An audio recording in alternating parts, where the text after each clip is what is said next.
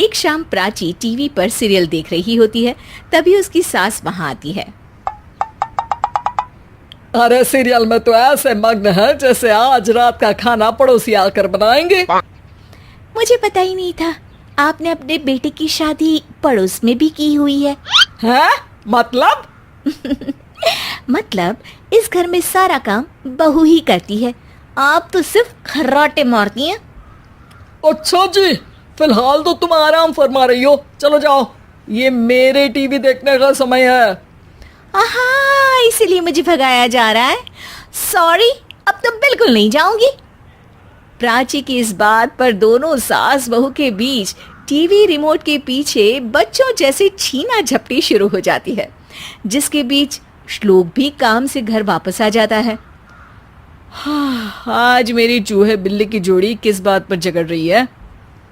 अरे तेरे बीवी मुझे टीवी ही नहीं देखने दे रही। अरे तुम्हारी मम्मी मुझे खाना बनाने के लिए फोर्स कर रही है। अरे वाह, ऐसे बेतुके रीजन पर तो बच्चे भी झगड़ा नहीं करते। अरे मुझे कुछ मत बोल, सब इसने ही शुरू किया है।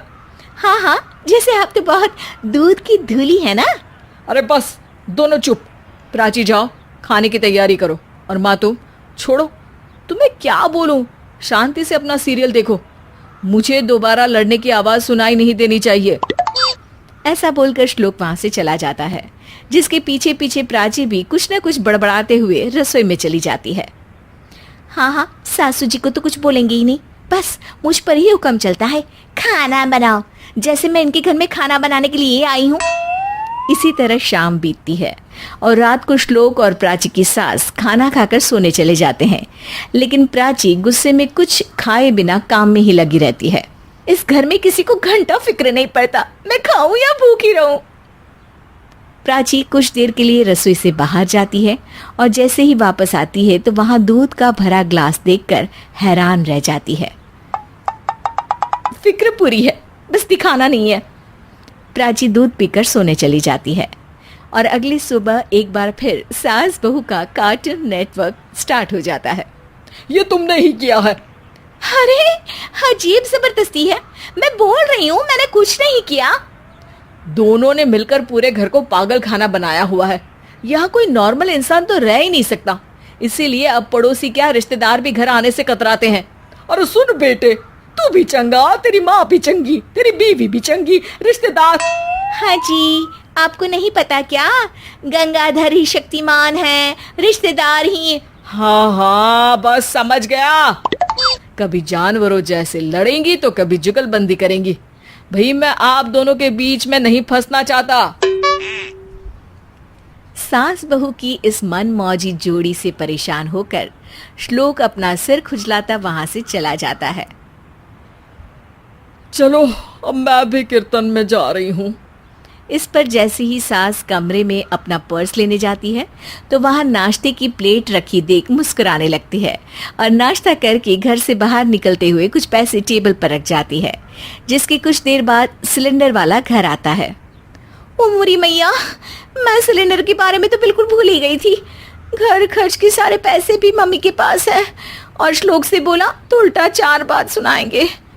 प्राची ये सोच ही रही होती है कि अचानक उसका चेहरा चमक उठता है और वो घर में आकर इधर उधर देखने लगती है। तभी उसकी नजर टेबल पर रखे पैसों पर पड़ती है, जिन्हें वो सिलेंडर वाले को दे देती है। ये सब श्लोक देख लेता है। अच्छा बेटे, इतना बड़ा घोटाला, सबके सामने मैं तेरी दुश्मन और पीठ पीछे तेरी मेरी यारी।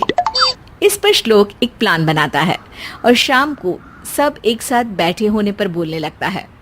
माँ, तुम दोनों की बहुत लड़ाई होती है, इसलिए मैं सोच रहा हूँ कि प्राची को उसके घर छोड़ाऊं, इससे वो भी खुश रहेगी और तुम भी। अचानक श्लोक की ये बात सुनकर सास बहू शौक से उसकी तरफ देखती हैं। अरे ऐसे कैसे घर छोड़ाओगे, मुझे कहीं नहीं जाना।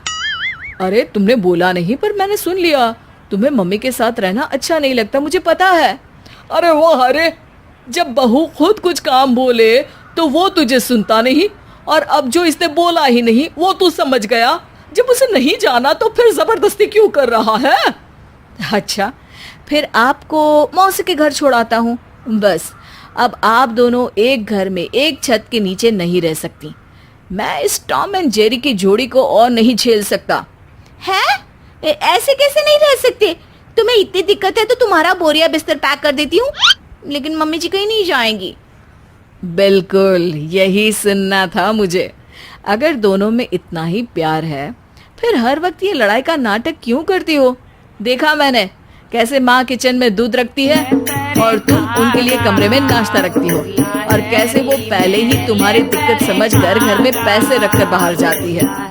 अरे भाई, इतना ड्रामा तो डेली सोप में भी नहीं होता जितना तुम दोनों ने इस घर में फैलाया हुआ है। तू हमें टॉम एंड जेरी बोलता है ना, तो याद कर वो दोनों भी एक दूसरे को बाहर वालों की बुरी नजर से बचाने के लिए हमेशा सबके सामने लड़ते थे, लेकिन अकेले में दिक्कत के समय मदद भी तो करते थे। बस हमारा रिश्ता भी कुछ ऐसा ही है। और वैसे भी अगर सास बहू में तू मैं नहीं होती तो दुनिया वालों को कहानियाँ कैसे मिलेंगी?